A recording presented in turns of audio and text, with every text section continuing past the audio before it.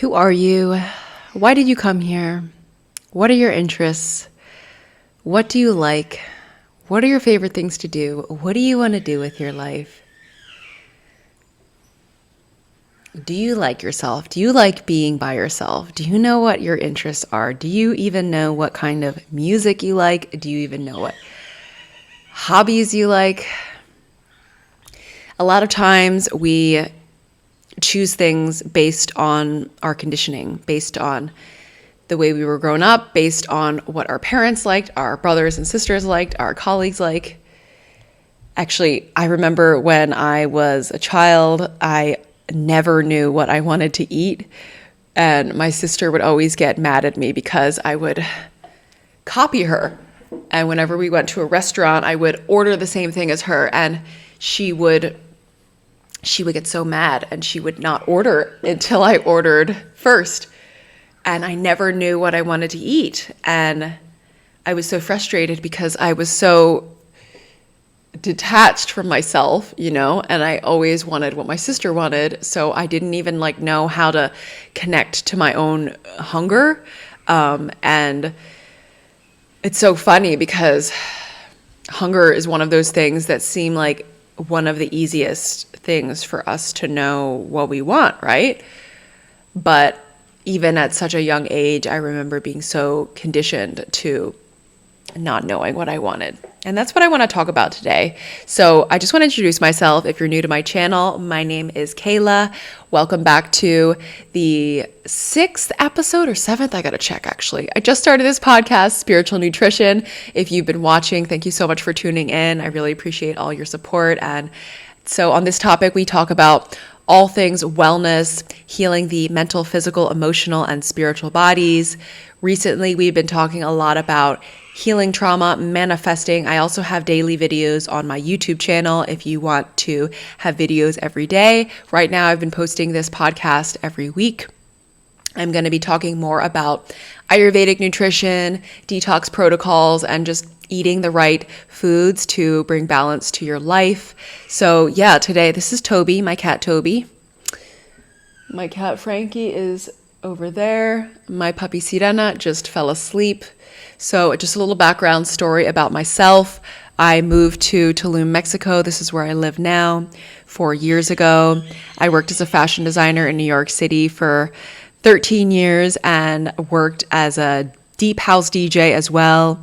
And yeah, I just was very lost. I was very detached from myself, from my life, from my soul. I didn't feel happy at all designing clothing. I worked for other people for most of my career, and I designed mass market lingerie, swimwear, sleepwear, loungewear, menswear, dog apparel, accessories.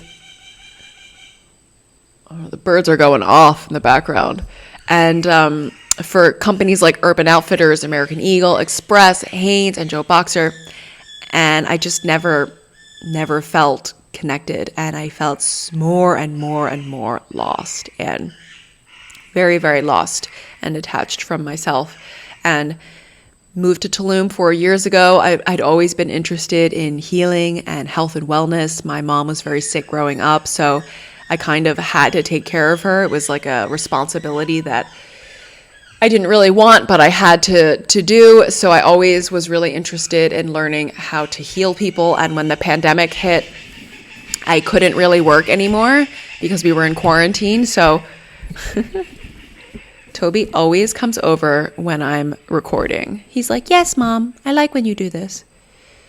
So yeah, I started really healing myself when the pandemic hit, started deeply studying nutrition, and now I do all things nutrition. I do body work and teach yoga and breath work, and I offer somatic therapy, which we can talk about a little bit more towards the end.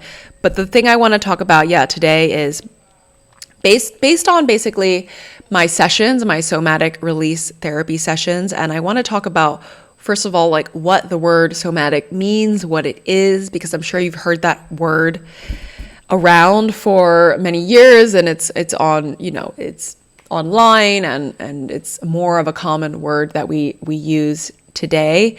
And I just want to talk about what that means. So basically, somatic means body-based therapies.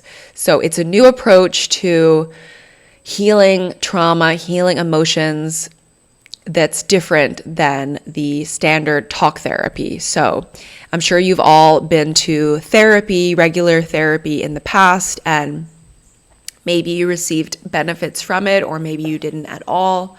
I know a lot of people, it didn't help a lot of people, and sometimes it even made the situation worse. So somatic therapies are kind of using the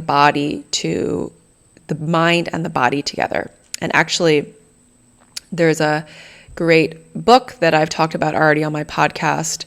The author's John Sarno. He talks about mind-body healing, and he says that this word is one word now. It's been one word for a while, for at least 10 years now, mind-body. But this term is not really so accepted in the Western medicine, allopathic fields, because it goes against everything that the doctors offer, like medication and pushing big pharma, which is honestly, that's not really like something that I stand for. I understand a lot of people have to take those for certain reasons, but I do think it's being prescribed. The medications are being prescribed way more than they should, and they're not helping as many people, and the companies are profiting on them more than the people are getting better. So that's a topic for a whole nother day. But somatic therapies have been extremely helpful for me, and I'm sure that they can be helpful for you as well. I felt very, very disconnected from my body, and that's the first place we need to connect to even move into anything spiritual or emotional. We need to come back into the body. And usually when we are stuck in the head and we're just talking and sitting in therapy, the regular therapy, talking and just talking about the issue, it kind of just replays it over and over and over again. And it almost makes it stronger the more you talk about it. So one thing that I offer is EFT tapping sessions where my cat's like chasing a lizard below me. So when you do EFT tapping, so this is something that I offer where we tap on meridian points on the body, and soon I'm going to start doing some tapping sessions, probably on YouTube, where you guys can follow along with me and feel like a generalized tapping session and just see how that feels to do in your body. I love tapping because you can feel an instant relief. But what you can do is you can tap while you talk. So that is a somatic exercise, and that basically helps the feeling, the thought, the memory, the experience come out of the body while you're talking about it. So we've been conditioned to think and feel and do a lot of things that aren't even us. And this is something from right when we were born. I mean, we have to be, we were raised by someone, and somebody had to teach us how to do things to survive, to walk, to talk, to eat food, to get dressed, to become an adult, to follow rules in society. So we have to follow rules, we need that in order to exist. But also while this happens, while we're learning the rules, we start to learn how to not listen to each other. So a good example of this is basically like when a child is very, very young and the parents are telling the child to hug and kiss everybody in the family members when they see them, when they go to family dinner or something. And maybe the child doesn't like doing that, or doesn't feel good doing that, or doesn't want to do that with certain people. But the child is doing that anyway because that's what the parents are telling the child to do, and that's what the child is being taught to do, to be friendly and to be nice, to be a people pleaser, basically. Listen to my last episode about that. So basically, the child is being nice and being friendly, but we're also teaching the child to ignore the child's internal signals, to ignore what the child is thinking, what the child is feeling, the child's intuition. So when I was a little girl and I didn't know what I wanted to eat, it's because I had already stopped listening to my intuition. I don't even know when I stopped listening to my intuition, but I know it happened very, very early because I just only remember having very uncomfortable feelings as a child. So I never really felt safe, and I always felt like something was wrong. I felt like I was wrong and I was confused, and I had a lot of trauma that I worked through. So I'm just really now coming back to my intuition within these past 4 years, and I'm discovering all of this now. So the beautiful thing about that is it never goes away, and you can always come back home and find your way home. But when you stop listening to that voice, it does get quieter and quieter and quieter, and eventually you stop hearing it altogether. So, this happens over and over and over again, year after year after year, and then the child grows up, and then the child goes to school, and then they learns from the school teacher, and then learns from friends and peers, and then goes to work, and maybe somebody even, again, going back to my last episode, talking a little bit about people pleasing, and I also posted a video about this on my YouTube channel called Know Yourself, Attract Best Friends and Divine Lovers. This is also a good one to watch, again, here, related to this topic. So this talks about knowing who you are, knowing what you like, what you don't like, because if you already are lost in a way, if that makes sense, like not really lost, because you will find your way back home, but finding your way back to yourself.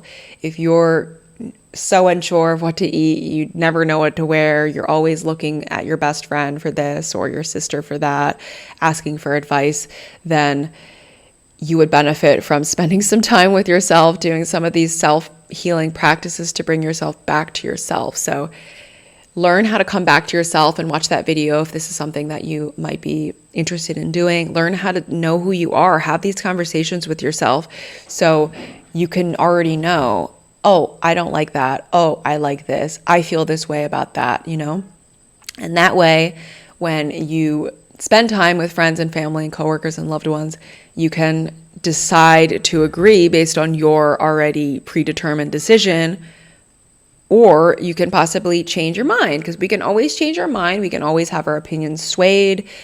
But what is most important is that you know who you are to your core. And that way you will never lose yourself in somebody else.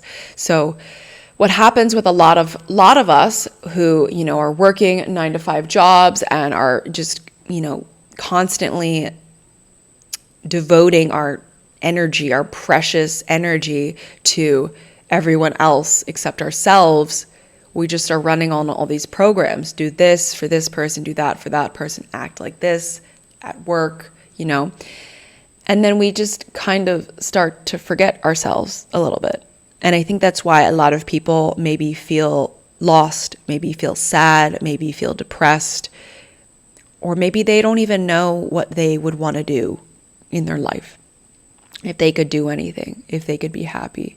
They don't even know what it is they like or what they would do, if they had everything. And that's just a sign that you're exerting yourself, you're giving yourself too much to other people. And then I want to also talk about as well how this gets stored in the body as well, how the nervous system responds to events where you don't react to them. The nervous system responds based on the cue from the intuition, which is your inner self, who you are, what you truly think, what you truly feel. And a lot of times we can't act in the ways that we want to act in situations. So a perfect example of this is, say, for example, you are at work and your boss emails you and he sends you an email that upsets you and you feel angry or you feel stressed or flustered, and the nervous system is going to respond by either fighting, fleeing, running away, or freezing. And most likely you're not going to fight with your boss. Most likely you're not going to run away from the email and quit your job. So the only other option there is to freeze. And this is unconscious. We don't realize that we're doing this, again, because of the conditioning, the programming that happens on a daily basis that you've already agreed to, that's further pushing away your voice, your inner voice, and how you think and how you feel and what you want to do and what you like to do and how you want to act.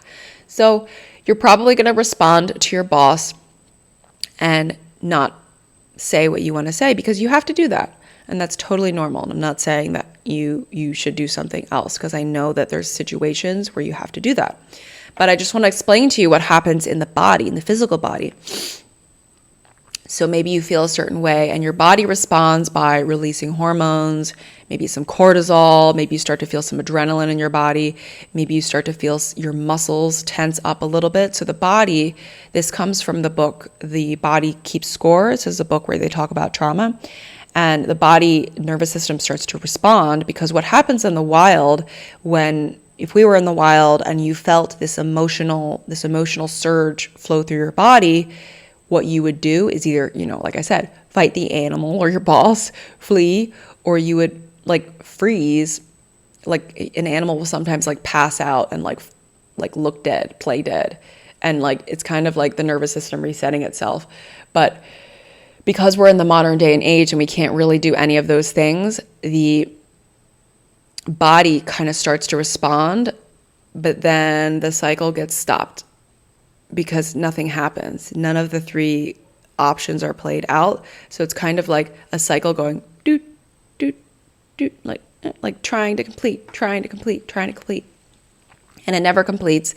And then situations happen like this over and over and over and over again. And then all of a sudden you have like 10, 20, 30 open browser tabs on your computer or more that are unresolved issues in the body. Maybe your mind is like, I'm over that. Oh my God, Toby, like, please, little boy, I love you, but this tripod is not so stable. So you have, maybe your mind is like, oh, I'm over it, whatever, And that's the trick also with the mind, is we think, oh, I'm over it, it's done, I don't care anymore. But most likely the emotions are still in the body, and this is how the emotions get trapped in the body, if you heard this. So over time, you have 30, 40, 100 so browser tabs open, and then this manifests as negative emotions, disease, stress, anxiety, insomnia, anger, frustration, all these heavy emotions that we don't want to feel, and then we are walking around like about to explode when like one little thing happens. So this is something to be aware of. And in the next episode, I'm going to share some somatic exercises. Actually, there's two videos that you can watch to reference ways to kind of release stress from this. I just posted, there's two. They're going to be called Remember How to Breathe. One of them was posted 2 days ago. I'll put it in a playlist on my YouTube channel. And the thing with this is, so you have the awareness of this, what's going on, and it stores up in your body. So maybe you have these heavy emotions. Maybe you start feeling stomach aches, headaches, grinding your teeth, pain in the body. So somatic exercises are going to be what release the emotions from you. So walking or running or going to the gym or talk therapy is not going to release it out of you. It needs to be a somatic exercise where you're thinking, feeling, and or talking about the emotion, the situation, while you're doing a body-based exercise. So like I said in the beginning, mind and body together. So tapping is a great example. You can do kind of like in my somatic release exercise sessions, we do a combination of tapping, breath work, and meditation, and then some other physical movements where you're kind of feeling the emotion to its core, releasing it out of your body and sending it away, letting it go on its own, because that's where it's supposed to be, and that's where it belongs. So a few quick things just off the top of my head that you can do if you ever feel this, if you're at work, if you're in an argument with your boss, or you feel just upset and you need to release some energy, you can get up wherever you are, maybe go to the bathroom if you could find some privacy, and just start shaking your body, shaking your entire body, jumping up and down, maybe even if you can find somewhere in private to scream into a pillow. That is such an incredible release. That's something that I have people do when they receive water therapy in the lagoons here. I let them go under the water and you can scream into the water. But shake your entire body, shake your whole body. If you're at home or you're somewhere where you can even listen to music, it's incredible to listen to some really high energy music. I like to do, so it depends on the emotion that you're feeling, but listen to a song that embodies that emotion. So if it's sad, listen to a sad song. If it's angry, listen to like a really like angry song, or a song that's going to make you like feel so angry. If it's a song where you feel grief or you feel depression, listen to a song that makes you feel that way. And then you're going to move your body while you're dancing to it, and you're going to exaggerate that emotion as much as you can. So you're going to like let yourself like be this deep shadow self, if that makes sense. And you can tap your body while you do that, shake the body, let the energy come out of the body. So imagine again, like you're in the wild, you're in nature, you're an animal. What do the animals do? Like dogs, cats. Do you ever see a dog and a dog fight, or play fight, and a cat play fight? They always like shake each other and like kick each other and like, they like shake it off. So you want to do that to yourself and breathe. Watch my videos on breathing. I posted one yesterday, I'm posting one today. Breath is so, so important. And if you want to have a session, I can teach you how to tap. It's really, really helpful. You can do this anywhere. So with the EFT tapping, we basically tap on acupressure points all over the body, from here. And I'll teach you these in the session. And I can lead you through a session where we have something specific in mind that we're going to work on. And then I can also teach you and show you some ways that you can tap on your own anywhere. You don't even have to say the words aloud if you're sitting at your desk. You can just sit and tap on your hand, and you can think the words in your mind. So there's ways that you can receive this release anywhere. So I hope that was helpful. I'm trying to think if there's anything else. So remember who you are. Remember who you are, and who you are truly inside might be somebody that you've never even met before. Maybe you haven't even ever really connected to yourself in that way. Meditation is another incredible way to get to know yourself. And the way that you're going to get to know yourself is by listening to yourself. Listening to yourself and trusting yourself. And that was really hard for me to hear at first, because if you're somebody who's experienced a lot of trauma, usually you disconnect from your intuition because you feel that your inner voice led you to receive that pain, that suffering. So it can feel really difficult to want to trust and listen to your inner voice. But it's the only way that you're going to find your way back to yourself. And a lot of the voices that you might be hearing right now probably aren't your own. Maybe it's your colleagues, your friend, your partner. So this is why meditation is super helpful to observe. You can start with 1 minute, 5 minutes, and you're just going to go back to the breath. And somebody just shared something recently that I really loved. Meditation is so simple, but it's so complex at the same time. And it can be so difficult just to do this one thing, to just focus on observing, right? It's so simple, but after 20 seconds, 5 seconds, the mind is, I don't want to do this anymore. This is boring, blah, blah, blah, blah, blah. And sometimes you just like, what am I even focusing on? Why am I doing this? This is a waste of time. So we want to observe this chattering mind and try not to let it keep talking. So one thing that I just heard recently that I loved was, when you find yourself chattering away, you just stop and you say, oh, thinking, back to the breath. observing the breath, just observing it, watching the breath, feeling the breath, however you want to watch it, whether it's feeling it, whether it's listening to it, however you can put your attention on it is how you want to do it. And then the second the brain goes away and goes, oh, what am I going to eat for breakfast? Maybe even minutes go by and you don't even realize it. And then you go, oh man, I'm thinking again. That's okay. You say, oh, thinking. Back to the breath. You just identify what just happened as thinking and then go back to the breath. So the part of you that's identifying what just happened as thinking is your higher self, is your true self, is your intuition, is your inner self.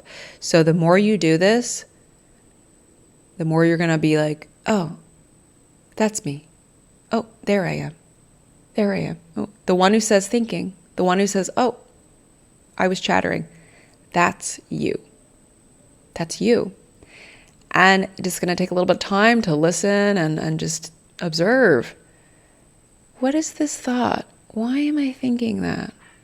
Where did that come from? It doesn't really matter. As time goes on, the thoughts that are not really you are going to start to fade away, and you're going to start to hear you more and more and more. And I'm really grateful because, well, maybe I don't remember them, but I feel like I never really had any too negative. I'm sure I have. We all have negative thoughts. But then you start to hear, when the brain starts to float away, you start to hear these thoughts that are like not helpful. Like, why do I have that thought? I don't want that thought. That thought is not helpful for me. I don't like that thought, right? So you can come out of the meditation, you write the thought down. And then this is where we can go into reprogramming the mind. So I offer a 1-month mentorship as well, manifestation mentorship, where we can go into doing that as well. So I can uncover most of these beliefs through one tapping session together. But this is a lifelong process, and you can refine and refine and refine and change your thoughts this way. Also, morning pages is one of my favorite techniques as well, to uncover just thoughts that you have that you don't really like. You're going to start journaling and you're going to realize, wow, I think this every day. I always think this thought. I don't even like that thought. I don't want that thought. So start these practices. Let me know what you think. If you liked this, give it a thumbs up. If you're on YouTube, subscribe, leave a comment. I have new videos every single week. You can follow my YouTube channel on Kayla Sirena, KaylaSirena on YouTube and also Instagram. Send me a message. Let me know what you think. I love having this space for everybody. I just feel so full of ideas and just so full of life every time I make a video for everybody. So thank you so much, everyone, for tuning in. Let me know what you're thinking, how you're feeling, and I'll see you in the next episode.